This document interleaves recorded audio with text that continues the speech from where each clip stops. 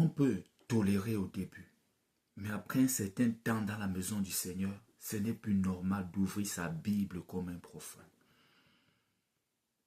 Voici pour toi aujourd'hui les différentes méthodes d'étude de la Bible.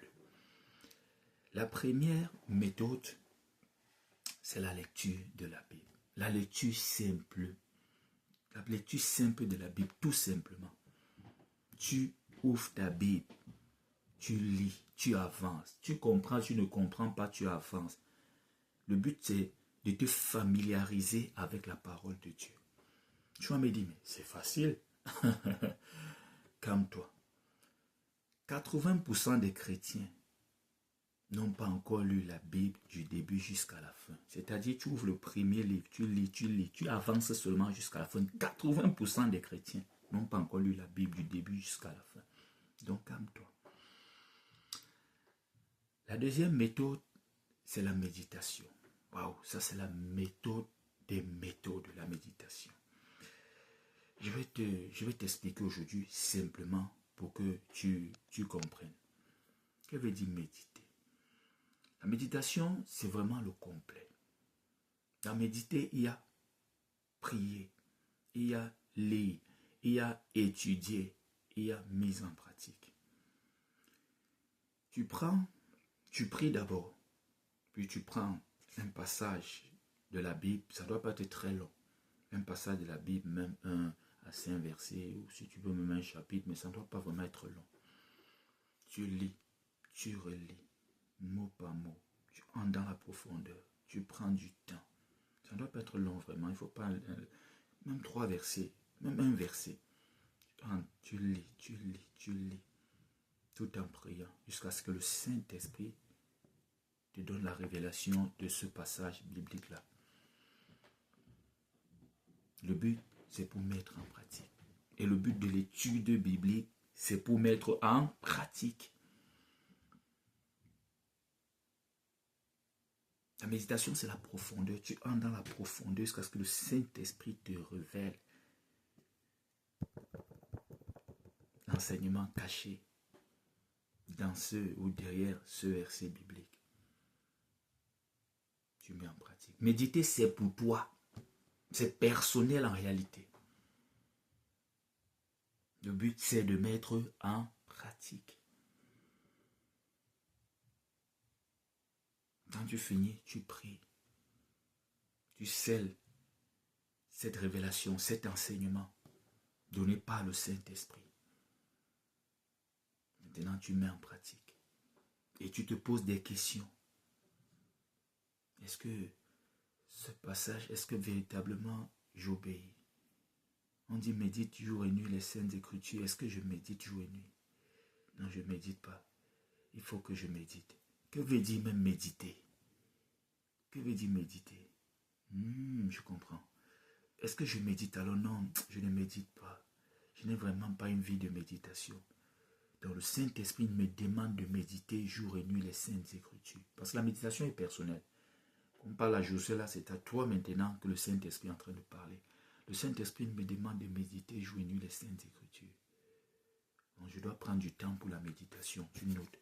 Désormais, j'ai 15 minutes le matin, 15 minutes le soir pour méditer. Tu commences à mettre en pratique. Dès que tu finis, tu pries, tu commences à mettre en pratique. Voilà comment tu grandis. Et voilà comment tu réussis dans tout ce que tu entreprends. Ok. L'étude de qualité. L'étude de qualité. Quand on dit qualité ici, c'est des qualités positives et des qualités négatives. Tu peux prendre une qualité. Tu étudies. Qu'est-ce que la Bible dit sur cette qualité? Tu étudies. La malhonnêteté. La Bible dit c'est un péché. Est-ce que je suis honnête en affaires? Non, je ne suis pas honnête. Donc Dieu n'est pas content. Dieu n'aime pas les malhonnêtes. Et je dis que je suis un enfant de Dieu. Il faut vraiment que je change. Bon, il faut que je rembourse telle personne. Je rembourse. Quel homme dans la Bible a été malhonnête? Donc, tu prends cette qualité, tu regardes dans la Bible, tu fouilles partout dans la Bible.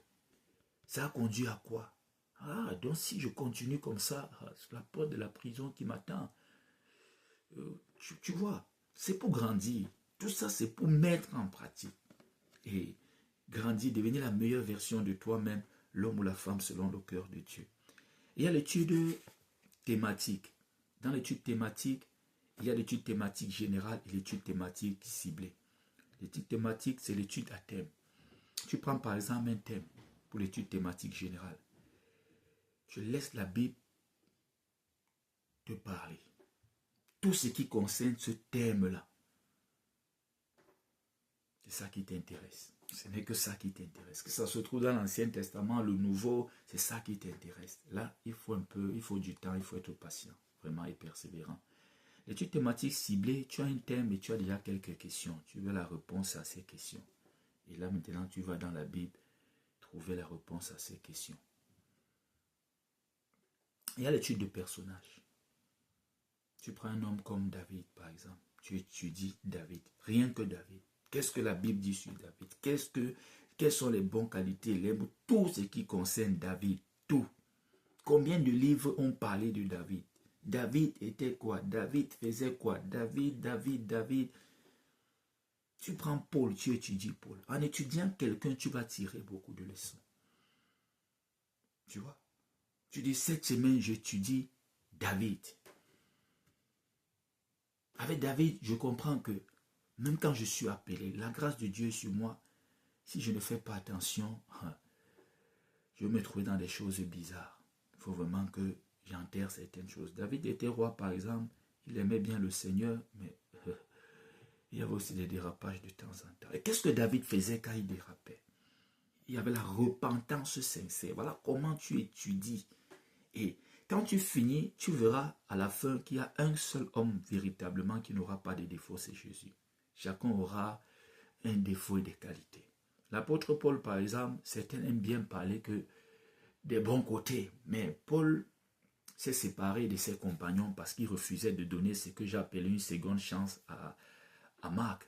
Et c'est Marc plus tard, qui est Marc qui a écrit l'évangile de Marc. C'était un pilier central des évangiles, il faudra le savoir. Et Paul dit plus tard qu'il a besoin de Marc, que Marc est utile. Alors qu'il ne voulait pas que Marc ait cette seconde chance. Certains s'appuient sur ça, certains aiment justifier la Bible en disant « Oh, la division, Dieu n'est pas dans la division. Dieu peut utiliser la division, mais il n'est pas dans la division. Vous pouvez vous diviser. » Ce n'est pas Dieu qui avait persécuté l'Église, mais l'Église était persécutée. Chacun a commencé à partir de son côté. Voilà comment l'Évangile est parti dans le monde. Ce n'est pas Dieu qui a divisé. Ça ne veut pas dire que ceux qui ont fait du mal, persécuté l'Église ne seront pas punis. Il ne faut pas confondre ces choses. Paul a refusé de donner une seconde chance à Marc. Et Marc était un pilier central des évangiles. Certains auteurs des évangiles ont lu Marc avant de rédiger leur évangile. Il faudra savoir ça. Leur livre, si tu veux bien. Il faudra savoir ça. Tu vois, Paul avait aussi ce côté. Tu vas te rendre compte que certains hommes ont un côté peut-être dur avec les femmes. D'autres sont plus souples. Il y a cette réalité. Tu vois, donc tu peux étudier un homme comme Pierre. Tu peux étudier Esther, toi femme. Tu vois un peu. Donc, voilà comment on grandit. Il y a l'étude de mots. Tu prends un mot, tu étudies le mot. Tu vas dans la version originale de la Bible. Tu vas te rendre compte un jour qu'il y a certains mots que tu penses c'est comme ça en français, alors que ce n'est pas ce que ça veut dire dans la version originale. Pourquoi? Parce que dans la traduction, il y a un problème. Vous savez, quand on veut traduire quelque chose, il y a toujours un problème. On n'a pas exactement tous les mots dans cette langue pour pouvoir traduire tous les mots de l'autre langue. Ça va si tu comprends un peu. Voilà pourquoi il y a même souvent des emprunts. Tel mot a été emprunté à l'anglais, tel mot a été emprunté au français. Par exemple, si on te demande de traduire la Bible en ton patois, on demande à un expert même de ton village. Arrivé, il y aura des mots qu'il n'y aura pas dans ton patois. Et il faudra forcément qu'on dise quelque chose. Donc maintenant, il faut faire des études pour savoir que ce mot que le traducteur avait utilisé, ça veut exactement dire plutôt ceci. Ça veut dire ceci et non comme ça. Donc, quand tu vas étudier certains mots, tu vas aller dans la version originale. Que voici ce que ça veut dire en hébreu. Voici ce que ça veut dire en grec. Voici ce que ça veut dire en araméen. Il faut savoir que même le français s'actualise aussi. Là, ça va t'éviter d'entrer dans des débats que tu ne maîtrises pas. Et tu as beaucoup... Et quand on dit l'étude des mots, même de noms.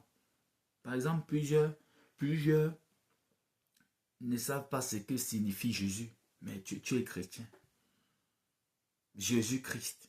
Tous ces noms ont des significations. Tu prends un nom, un mot, tu étudies. Il y a l'étude de contexte. Et là, vraiment, c'est important. Aujourd'hui, il y a des débats en désordre parce que les gens prennent des versets bibliques. Ils isolent des versets bibliques. Ils enlèvent dans leur contexte. Et ça devient des prétextes. Et c'est un jour dans la Bible. Ça, c'est selon l'époque là. La Bible ne se contredit pas. C'est des gens qui ne veulent pas apprendre. Il y a des contextes. Bon, quand toi tu imposes quelque chose, pourquoi tu ne peux pas aussi faire tout ce qui est dans l'Ancien Testament? Tu vois, tu imposes ce qui te plaît et ce qui ne te plaît pas, tu mets de côté. Il y a des contextes. Il faudra le savoir. Dans quel contexte est-ce que l'apôtre parlait? Par exemple, les épîtres, les lettres étaient envoyées à des communautés. Certains aspects touchaient le général, certains aspects étaient véritablement particuliers, selon la situation que vivait cette communauté en ce moment-là. Quand on dit épître de Paul, là, c'est la lettre de Paul. Il envoie une lettre aux Corinthiens, il envoie une seconde. Là maintenant, nous tirons des leçons. Mais il y a certains points qui concernent véritablement ce qui se passait, le problème qu'il y avait, la situation qu'il y avait. Certains contextes de l'époque ne sont plus d'actualité aujourd'hui. Tu vois? Et certains gens aiment souvent influencer les gens. C'est écrit où dans la Bible? C'est écrit où dans la Bible? Il faut avoir ce qu'on appelle la pensée biblique. C'est la pensée biblique qui nous fait révoluer. Je prends l'exemple simple. Si on te pose la question que bon, le téléphone là, c'est écrit dans la Bible, qu'on fait des messages, des prédications, on envoie sur TikTok, sur Facebook, c'est écrit où? C'est écrit nulle part. Mais la pensée biblique nous permet de savoir ce qui est bon et ce qui est mauvais. Pas pourquoi il faut aligner ta pensée à celle de Dieu. Comme ça, qu'importe comment le monde évolue, tu vas rester droit dans ce que tu fais. Et voilà comment, quand il n'y avait pas encore la Bible, ceux d'avant évoluaient. Tu comprends? Parce que ne crois pas que tout le monde avait l'Ancien et le Nouveau Testament. Amen. Non, non, non. Ça n'a pas toujours été comme ça. Le Nouveau, on dit bien même Nouveau. Il y a le survol des livres, il y a l'analyse des chapitres, il y a l'étude, l'analyse verset par verset. Il y a plusieurs autres formes d'étude de la Bible. Donc je voulais juste t'attirer l'attention pour que tu n'ouvres plus ta Bible en désordre. Désormais, quand tu vas dans la Bible, il faut savoir ce que tu pars chercher. Et tu vas voir que tu vas grandir. Ne lis pas seulement en désordre et tout, et tout, et tout, et tout. Bon, il y a aussi cette méthode même d'ouvrir la Bible comme ça au hasard et de tomber. C'est pas mauvais. Mais si tu appliques ça tous les temps, il y aura vraiment un désordre et même le peu que tu as va tomber. Il faut savoir faire les choses d'une façon méthodique et ordonnée. Que le Seigneur te bénisse. Je suis l'apôtre Hervé Mokem, le motivateur chrétien.